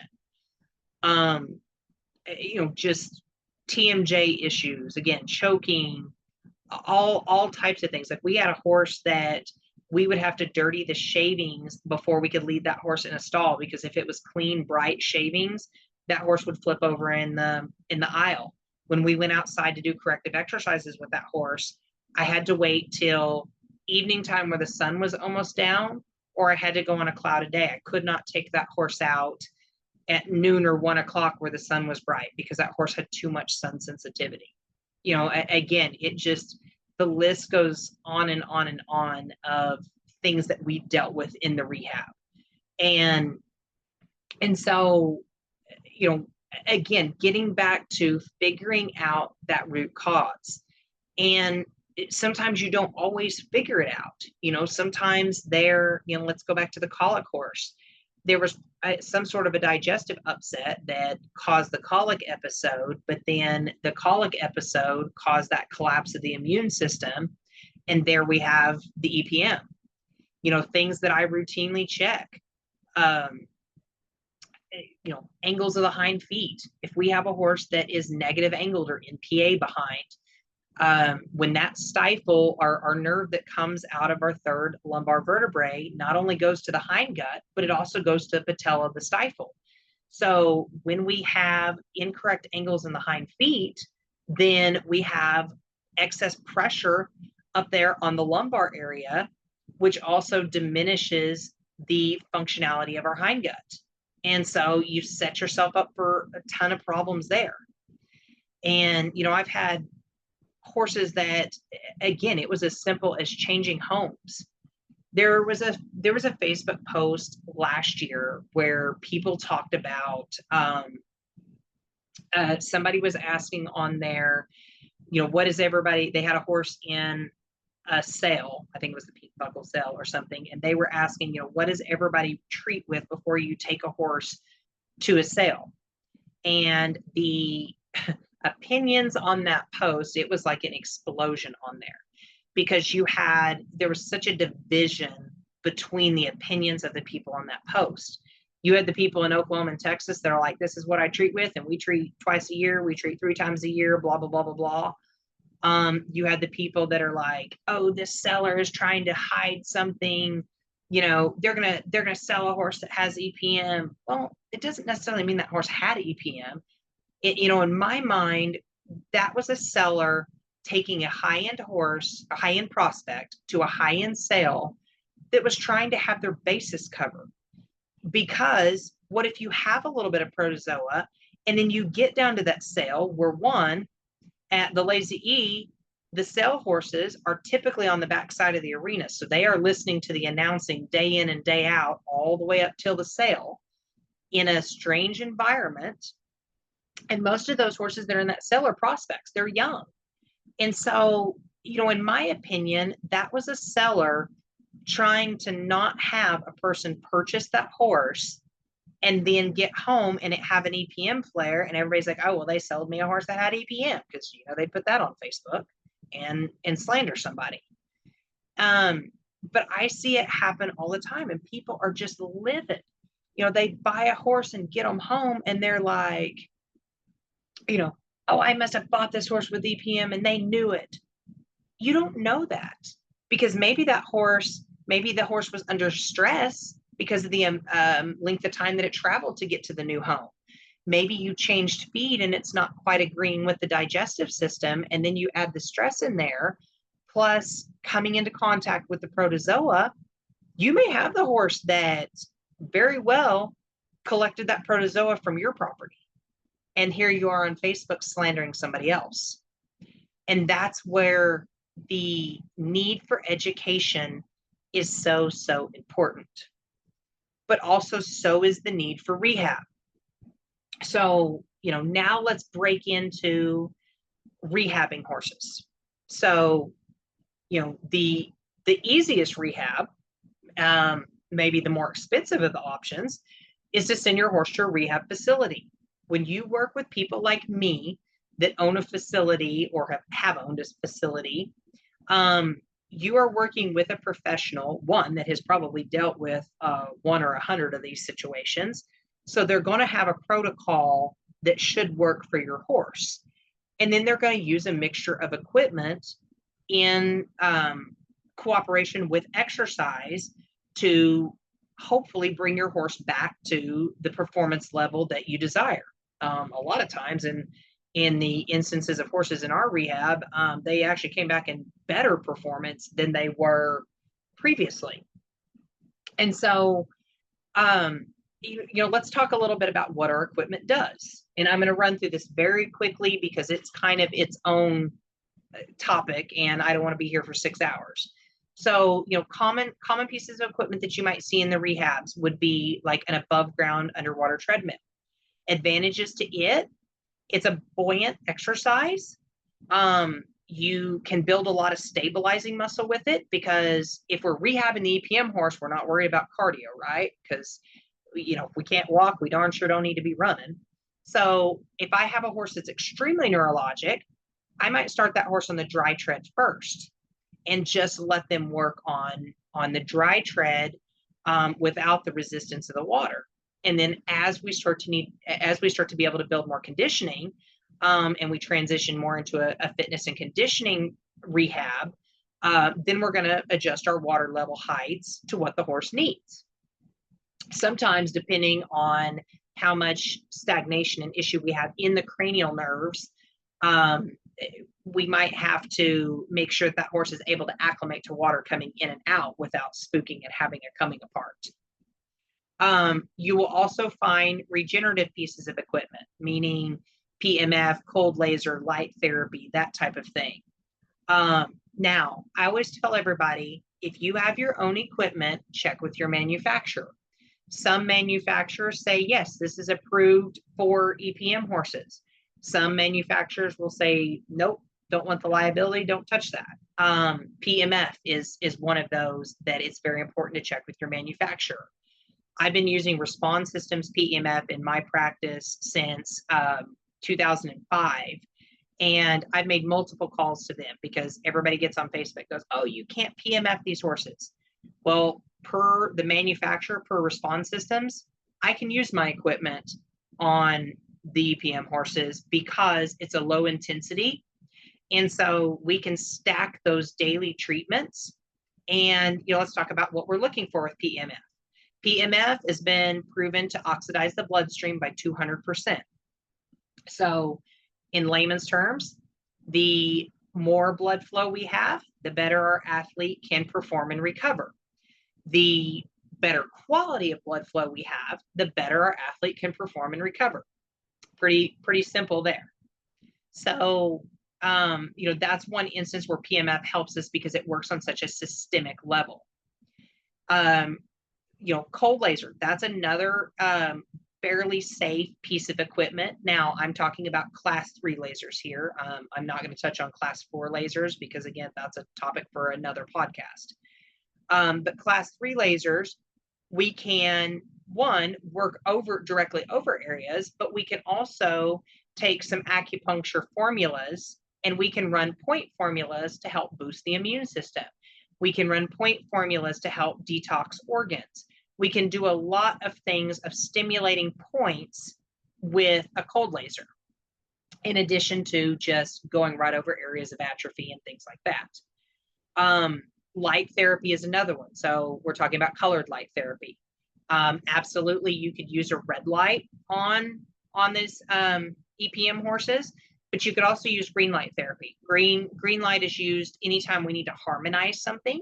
So it also helps with mental disorders. So there's a lot of research in the human side about using it for depression, anxiety, anything affecting the head. So my way of remembering it is green is grounding. So if we need to ground, green lights kind of our jam. It also doesn't build as much heat as red light. Because one thing that you will find with EPM horses, going back to our symptoms, they tend to have a different smell to them. So Tim lived in our barn apartment and did not start out, a super savvy horse person, but he did a lot of our stall cleaning, our general maintenance, things like that. He wasn't in the barn every day the first few years that he was there because he worked in town and then transitioned to working for us full time. But one thing that he would pick up on when he would go in and clean the stalls, he'd be like, why does this horse stink? He's like, it smells like rust. He's like, what's wrong with this horse? And we started notes, we would go, we're treating this one for EPM. And he's like, he would always say they smelled like rust. So when we get into, again, Eastern medicine, smells come in there depending on which organs are affected. And so metal element is your lung and large intestines, or immune system.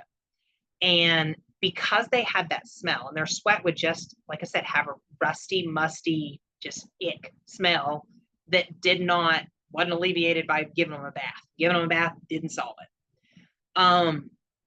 And so what we would find with those horses is the flies would flock to them more. That they would just be covered with flies. Also, because of the effect on the cutaneous muscle, a lot of times those horses wouldn't even acknowledge the flies were sitting on them, so they wouldn't twitch them off. They would lose their ability to twitch their skin, and so like they would just have flies just sitting on them. And those were two other things that we kind of noted. We're like, that's interesting. Maybe a little thinking outside of the box. And kudos to Tim for figuring that out. And so now kind of jumping back into our equipment, vibration plates. We talked about that a little bit with the mounted shooting horse story. Helps with proprioception, helps create better stabilizing muscle, helps with balance. The Pro 6 balance system was something that we didn't start out with, but later on became a staple in our rehab. Ozone therapy is another thing that is extremely beneficial. There are different ways of doing ozone. Vets typically will do it IV. You can also do like rectal sufflation, inner ear, depending on what you're working on. O3 Vets is a great program if you want to learn more about ozone. Acupuncture, acupressure, these are other tools that can be used, again, when we're working on the organ systems and bringing harmony back in the body. Herbals, 90-day protocol on herbs. The reason that we work on a 90-day protocol, if we're doing anything natural, is it takes 90 days to completely replace the red blood cells in the body. So if we are looking for truly fresh, brand new blood, we're going to want to do something for 90 days. That's why a lot of your exercise, diet, fitness, all of that's set up on a 90-day cycle because of that. And then my girls did a lot of taping. There's a lot of rehab therapists that use tape to help stabilize, but also to bring awareness. We would do a lot of tapings on the face to help bring awareness whenever we're working with facial paralysis and things like that. Of course, essential oils. My brand of choice was Deanna Harrison's essential oil blends. We use a lot of her blends in different aspects of the rehab. So in addition to veterinary meds. So I want to lead with that, where if I was going to do an herbal or something like that, I would tend to follow up my veterinary medication with things like that. And there's a lot of meds out there. I'm not going to get into all the different medications because I want you to talk to your vet. I want you to have a conversation with your vet. Dr. Crosby has always been a great advocate for, people calling and asking questions, and he has helped horse owners across the globe. Like, it's interesting. I'll talk to him and be like, yeah, I talked to somebody in New Zealand. I talked to somebody in Australia. I talked to somebody, wherever. And his commitment to the betterment of the horse is amazing. And so when we talk about sending a horse to a rehab, I would like to, this is my preference. I want to get that horse on treatment, because when we start transitioning back to corrective exercise, back to exercise in general, those horses are going to build a little bit of inflammation just because we're changing the routine. So if a horse has already had 30 days of treatment, I might ask that owner, hey, ask your vet and see if we could do a second 30 days while I start transitioning this horse back into work, because I want to make sure I am doing all I can to keep inflammation at a minimum and keep that protozoa cleared out. In talking about why we treat for 28 or 30 days, it's because it's the life cycle of the reproductive cycle of the protozoa. So I want to make sure that some people have this thought process of, we're going to treat them fast and hard, where they use a really powerful treatment, but then only do like 7 days of it. Well, what happens when you finished your 7 days and a new set of protozoa sheds on day 23? Because you have no protection there, because you've only wiped out what is there in that moment. Now, twofold solution. We have to improve the gut health. Sometimes eliminating the protozoa allows that gut to go ahead and heal. So then any protozoa that's left in there goes right on out the other end, but not always, because it takes a while to bring that immune system back up. I've had horses on 30 to 90 days and anywhere in between of treatment. Now, our vets that we work with typically will change treatments if it's not working. They're going to change something up, or maybe we're just trying to maintain because this horse has been neurologic or has been really bad for a while. Again, that's something that you've got to ask your vet. And I'm going to reiterate again for the third or fourth or fifth time. You have to find the root cause that is setting that horse off, or you have to be prepared to have to retreat. So, going back to the rehab, the most expensive option is going to be sending your horse to a rehab. But typically, a rehab on average can cut your healing time in half. So if this was a horse that you're rehabbing at home, it might take you 6 months to do what a rehab can do in 60 days or 90 days. So there it comes in, what is the goal of the client? How much time do you have? Do you have time to go out every day and do these corrective exercises? Do you have equipment to progress this along? This is my opinion, but I do not like for a horse to sit and do nothing. Now, not every one of them comes into the rehab capable of going on the tread, because maybe the balance, like I'm not going to put them on there if there's a chance they could trip and fall. If my staff could get hurt or your horse could get hurt, I'm not going to put them on the tread. But we would start with something as simple as ground poles, something as simple as walking over different terrains, leading them up a hill. Where my opinion comes from is my background in the human medical side.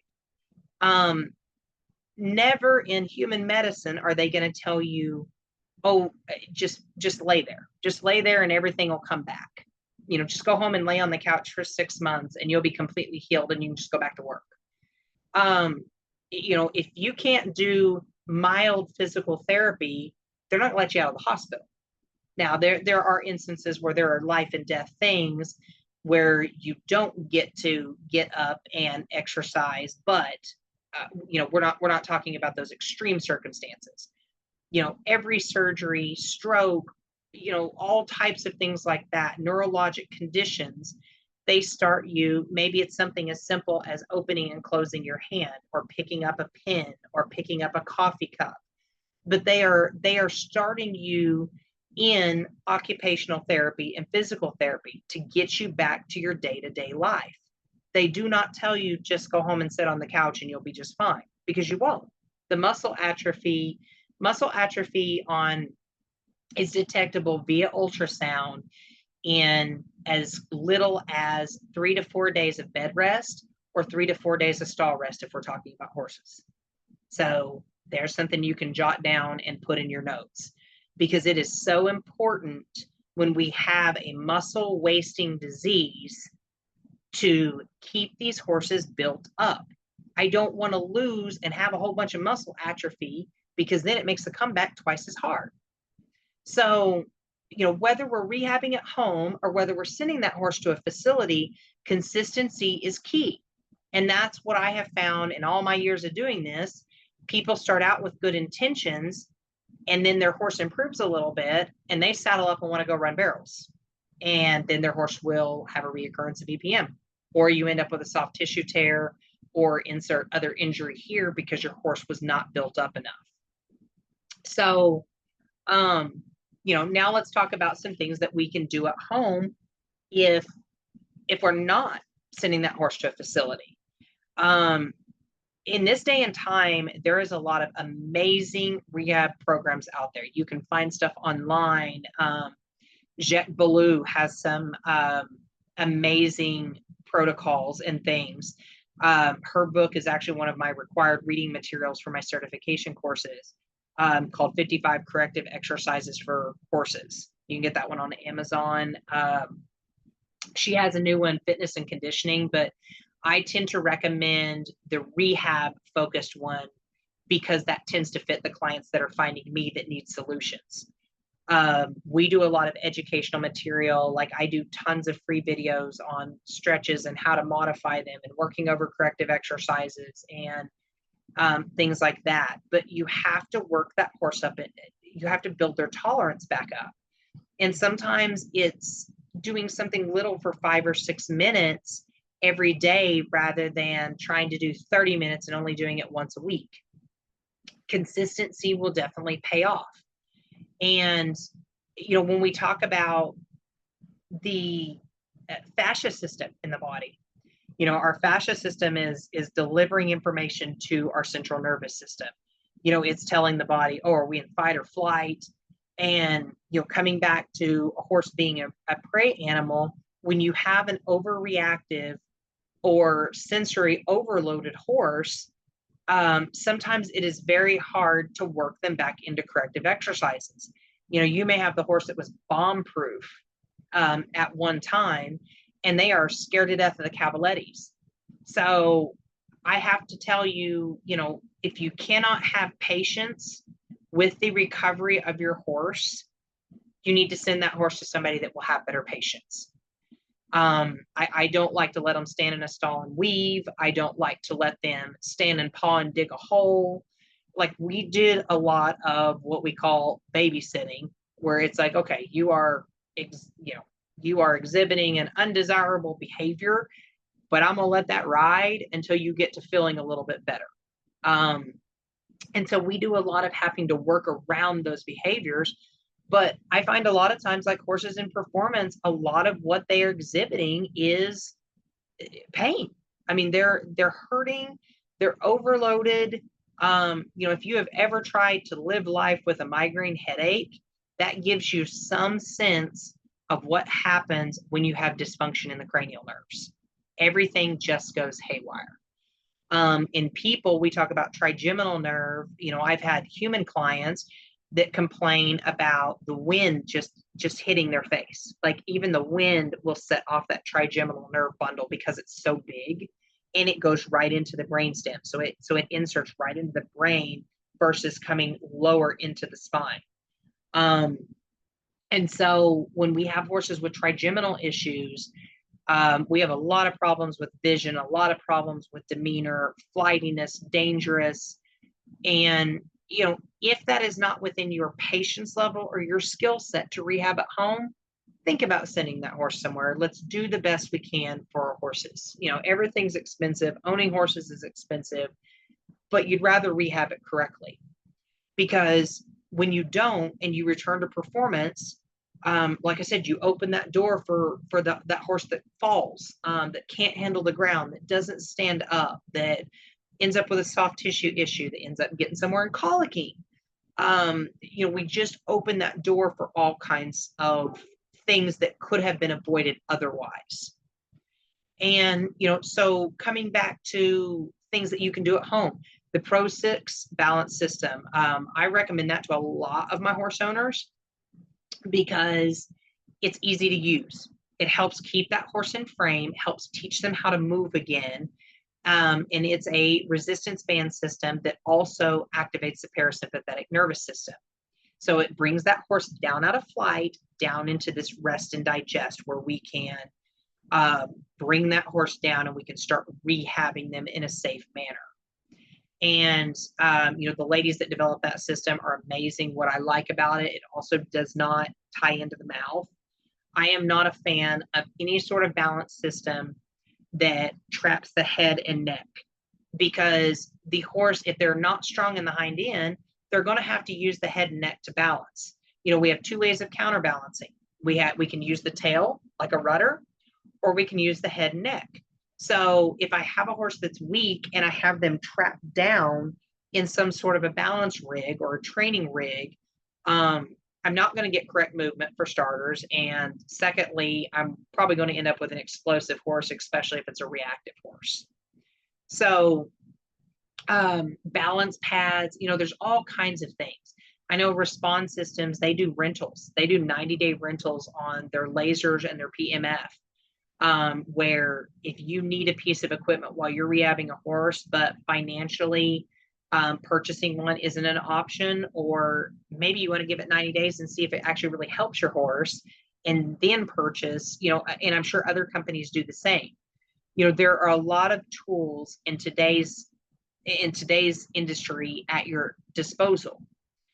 But again, you've got to know your horse. Like, don't be afraid to advocate with your vet.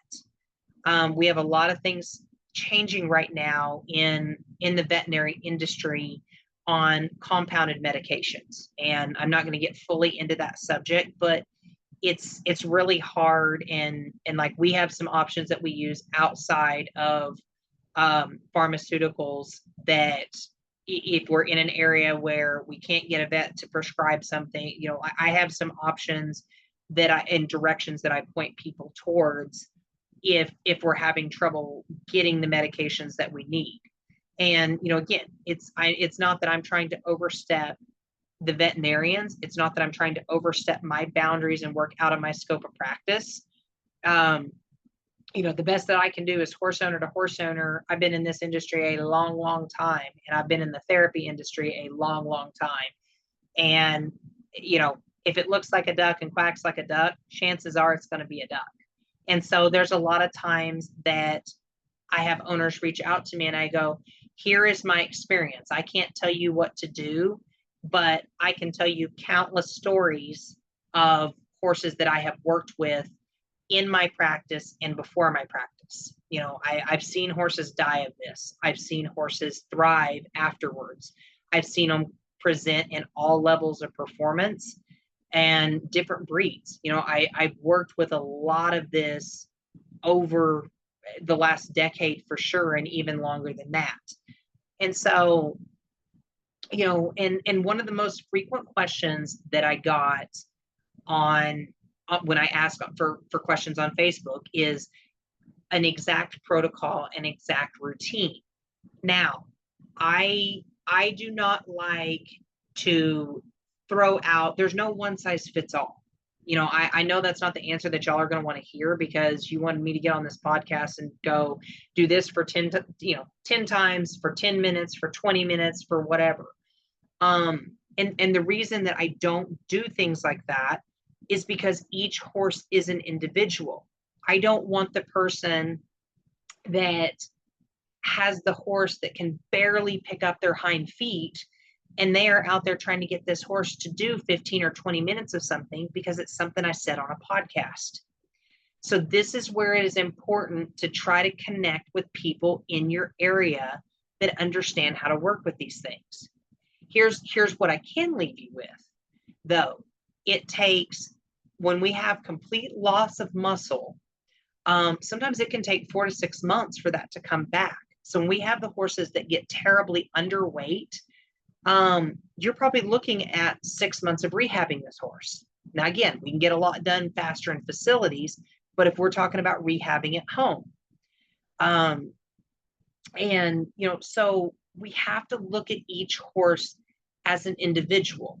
And there's a lot of us that do online assessments. I do a ton of them because I try to help people in other areas just based on my experience, and we can get feedback going back and forth.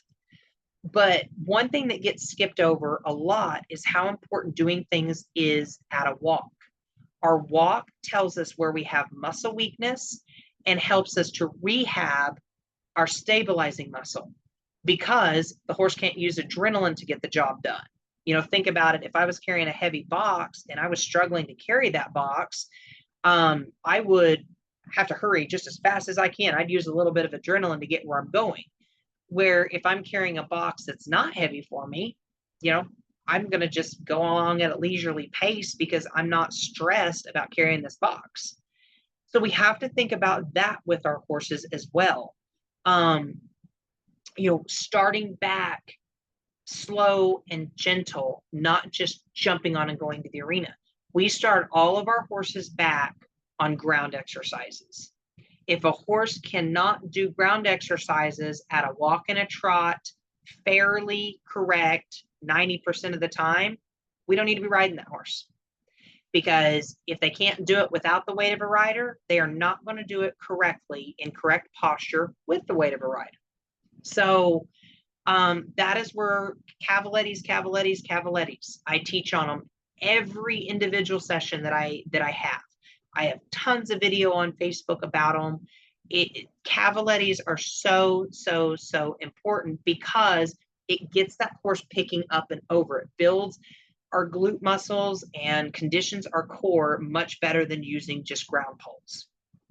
And so I may have a horse that I have to start out with 1 cavaletti. I may have a horse that can start out with 3. And, we have to start at that foundation. And if we hurry that process, we end up where I was with my mare at the stakes race, where she took one bad step because she wasn't getting good feedback through her body. And that resulted in a muscle tear that I had to come back and rehab. That if I would have had her a little bit stronger, probably would not have occurred. And so even if you have a horse that doesn't have visible atrophy, you can have lack of function. You can have a horse that looks fit, but they don't have good function. And when we have a horse that is running barrels that is not fit enough, you totally open the door. You almost sign the certificate of guarantee that you're going to have a reoccurrence of EPM because you don't have that horse rehab back. Because as that horse is being stuck in flight because they're just scrambling and they know that they're not fit and they've got to go do this job, and their anxiety is getting higher and higher and higher, and they're not intaking air, and everything gets tighter and tighter and tighter and tighter and tighter, you are depleting the immune system. You are depleting the adrenals, because that horse cannot come down out of flight, take a good breath to oxygenize the muscles, oxygenize the bloodstream. And when we don't have good oxygen flowing through the body, we set ourselves up for failure. When we have the horse that we take to town that is not fit enough to make 3 runs in a row, and we're going to force them through it anyway, you are setting yourself up for having EPM, whether it's a reoccurrence or it's a first time occurrence. Those are things to take into consideration. So many people just want to jump on and just long trot these horses. I have found long trotting to cause more inflammation in back and stifles than it does have benefits. Most of the time when I have horses that are stuck in flight and they are extremely tight in the hamstrings and the back, and they're not wanting to pick up their hind feet, and I ask the owner, what's your fitness routine like? They go, oh, I do a lot of long trotting. Long loping is the best way to relax the back, because you get that natural contract and relax, and that rocking chair motion of the hind legs. And so, again, I would look fundamentally at what your horse is doing from the ground and start analyzing the movement before you ever swing back in the saddle on a horse you're rehabbing from EPM. And there's the thing that nobody wants to hear, because they want the fast track back into the arena, because everybody tends to have time to enter the barrel race and to haul to the barrel race and to be at the barrel race, but they can't seem to find the time to have their horse physically fit enough to go. And, that's the ugly truth of it. And that's why we continue to have problems. Everybody wants a magical cure. They want a supplement. They want to give this thing. They want a whatever. But they don't want to do the hard work. And other questions I had on there. I had a ton of questions about supplements. I am not a huge supplement person, and here's why. I like a good base, complete nutrition, and I have found that that carries me a long way. In my experience, I have found that when you take a digestive system that is already in upset and you start dumping 5 and 6 and 12 or 47 powders that this horse has to eat and then break down, I tend to find that it leads to more digestive upset and a horse that doesn't want to intake food. I need you to intake the base nutrition that I am giving you before I am worried at all about supplements. And that's where, in my experience, I lean more on my equipment. I'm helping solve gastric acidosis and ulcers and digestive upset and immune system problems through my equipment, through utilizing some acupuncture points, acupressure points. They're the same thing. We're not a vet. We don't needle horses, but let's be honest, they are acupuncture points. I'm using things like that in the body to balance the organ systems. And that's not something that's hard to learn. Tallgrass has a great acupressure course designed for the average horse owner. And if you talk to the instructor Lori Perez, who will be a guest on my podcast coming up, she can help you figure out, how do we activate the immune system? How do we balance this? That's part of what she does as an instructor of that course, is helps you figure out how to take care of your horse in the state that they're in. So I try to send as little as I can through the digestive system. And if you were to ask my honest opinion, and I will die on this hill, I have not seen a lot of supplements that in a rehab setting, I have seen very few supplements that really attracted my attention on a multi-case basis. A lot of times when people are swearing up and down on something, they are also doing other things as well. They're using equipment, they're doing this, they're doing that. And it's like, okay, you don't even have a clear case study that your supplement was the magic fix because you were doing all this other stuff. So not to say that there's not good supplements out there, because I'm sure somebody's going to come after me on social media. But again, my experience comes from hundreds of horses over 6 years in a rehab. We housed 18 to 22 head monthly for almost 7 years of running it. And so, and I have had everything at my disposal. Everybody wants to sell me something every day of the week. Everybody wants to give me something for me to try. And I do like trying things. I do think supplements have their place, but I've got to put out the sea of fire in that digestive tract before I want to add anything else in there. So, that's my experience on it. And, just working on your diet, working with a nutritionist, getting that horse where they need to be. With the feed program we used, I had a pretty consistent rule of, if I cannot put top line and muscle on your horse with my feed program, then I'm going to start looking for a different root cause, because it's not the nutrition. We've either got EPM, we've got something else going on. And another thing I'm going to add in, if you have a horse that is on ulcer medication,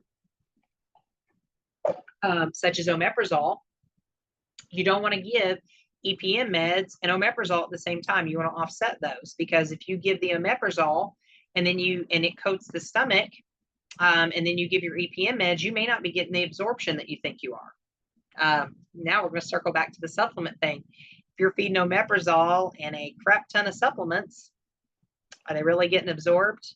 Because your omeprazole, that's part of the job, is to go in there, shut the acid pumps down, coat that stomach lining, and you don't actually know what percentage of that is getting absorbed.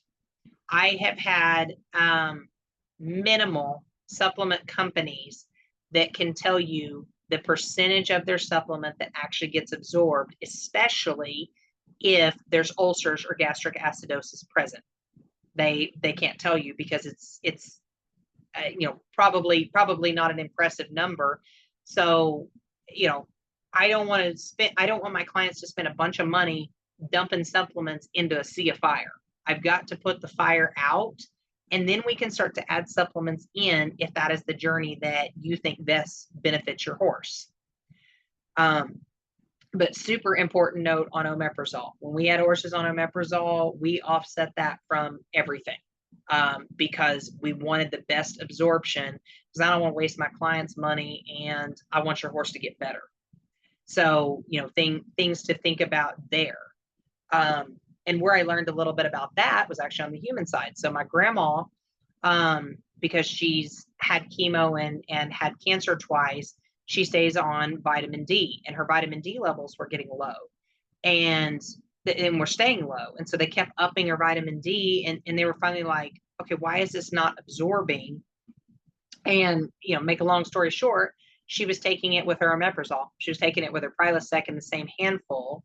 And we had proven on blood work that her body was not absorbing the vitamin D. She started offsetting those things. Vitamin D levels went up right where they needed to be. Everybody went on with their day.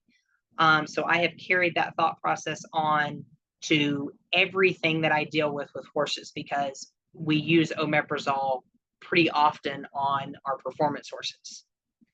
So anyway, this has been a very long podcast. I hope the information was good. If you have questions, reach out to me on my Facebook. I try to help as often as I can with people. If you want a full assessment done of your horse, I do those as well. I'll send you the link to it. We work off of pictures and video, and we create a custom protocol for your horse. But that's the way that I can help people that are not in my area. I have graduates that are spread out across the U.S. If you are in an area, I will try to hook you up with one of my graduates. There are amazing. We have a group, Find Equine Therapy, on Facebook, that is a free group that matches horse owners with practitioners in their area. And not just my graduates. There's some great instructors in there as well that advertise their programs. So, don't hesitate to jump in that group and ask questions, get involved. We will help the best that we can. And I know this was an extremely long podcast, but I hope that it was helpful for you.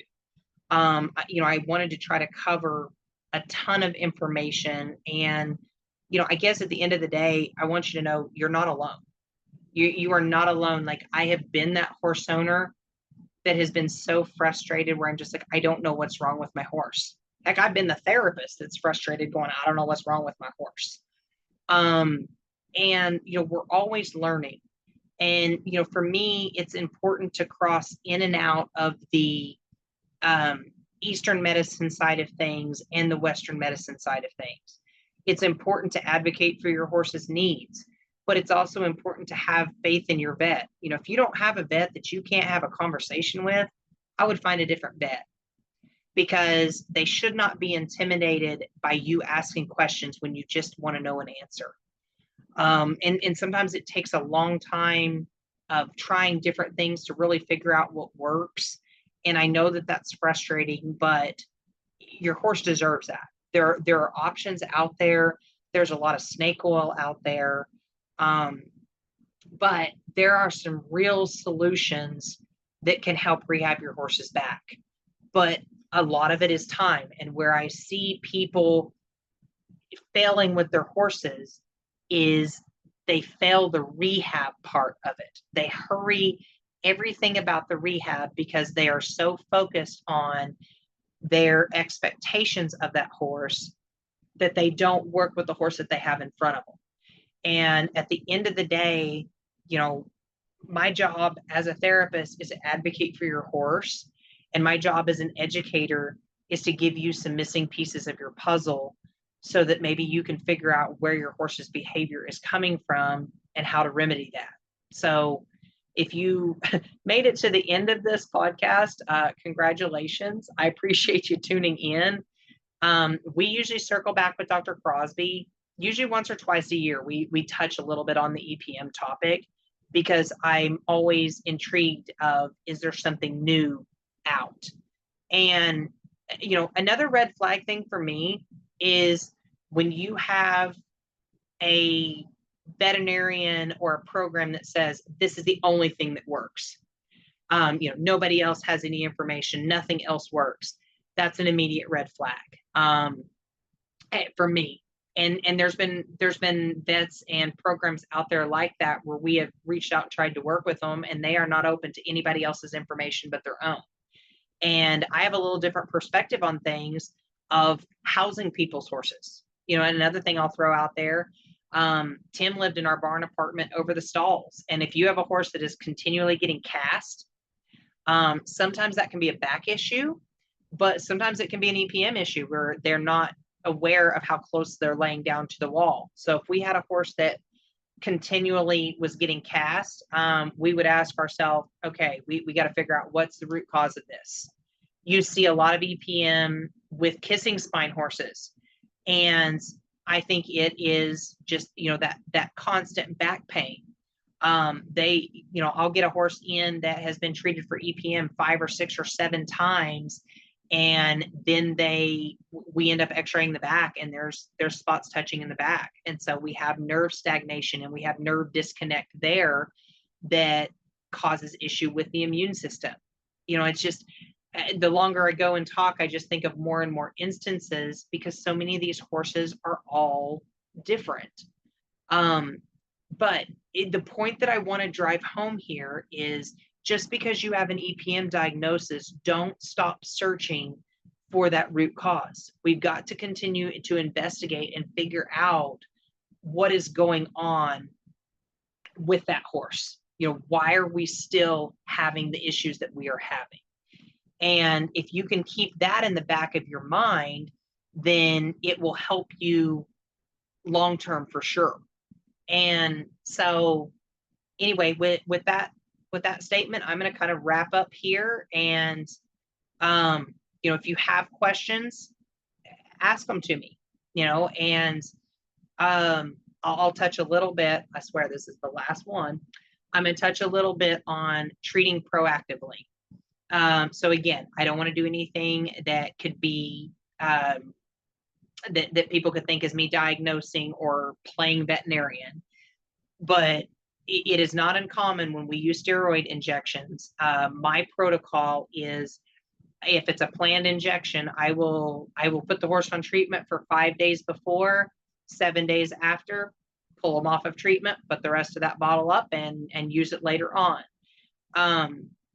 If I have a horse that's not a great hauler, like when we make the trip back and forth from Arizona to Oklahoma, I usually will start treatment 2 or 3 days before and leave her on treatment till we get out there, just because I want to make sure that if there is any protozoa that are banging around, I'm ahead of that. If I was going to run at something like the NFR, the pink buckle, big added money thing that I needed my horse on their A game, I might start treatment 2 or 3 days before, leave them on while we're on the road, pull them off of it when we get home.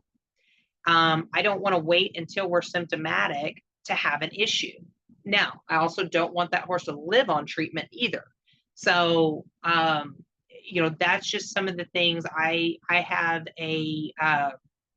one of Deanna Harrison's blends that I use for preventative stuff. And it's her stabilized blend. If anybody follows Deanna Harrison at Deanna's Oils, her stabilized blend is what I use for that. And I've had a lot of success with it. So, like for instance, with my mare going to surgery to have that OCD taken out, I had her on treatment right up to it. And I kept her on treatment the first couple of weeks to keep inflammation at bay and to make sure we didn't have a flare up. I haven't had a true flare up on her in probably over 2 years and maybe 3 years. It's not uncommon in Oklahoma and Texas for people to routinely treat in the spring. And most of the time, it's not going to hurt as long as you're not using a super strong treatment. You know, that's something, talk to your vet.